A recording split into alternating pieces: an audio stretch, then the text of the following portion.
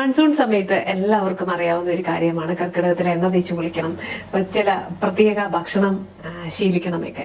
അതോടൊപ്പം തന്നെ നമ്മൾക്ക് അനുഭവിക്കുന്ന ഒരു കാര്യമാണ് യൂറിനറി ഇൻഫെക്ഷൻ പോലുള്ള ചലഞ്ചസ് ഒക്കെ ഉണ്ടാവാനായിട്ടുള്ള സാധ്യത കൂടുതലാണ്. അപ്പൊ അതുപോലെ തന്നെ നമ്മുടെ അണ്ടർ ഗാർമെന്റ്സിൽ നിന്നൊക്കെ ഉണ്ടാവുന്ന ഇൻഫെക്ഷൻസുകളും കൂടുതലാവുന്ന സമയമാണ്.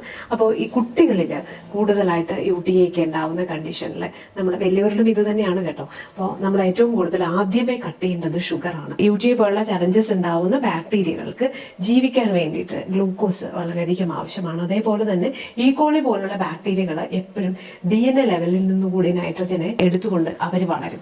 അപ്പോൾ നമ്മുടെ ശരീരത്തിലെ നൈട്രജന്റെ അളവ് കുറയും. പ്രോബയോട്ടിക്കുകളുടെ ഉപയോഗം ഈ സമയത്ത് വളരെയധികം കാര്യമായി തന്നെ പരിഗണിക്കണം UTI ഉള്ളവർ.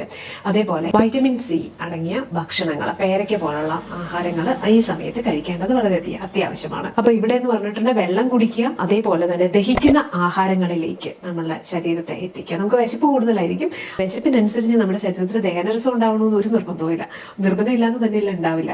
അപ്പോൾ ദഹനം നിയന്ത്രിക്കുന്ന തരത്തിലുള്ള നമ്മുടെ തവിടുള്ള അരി കൊണ്ടുള്ള ഭക്ഷണം അവയൊക്കെ കഴിക്കുന്നതായിരിക്കും ഉത്തമം.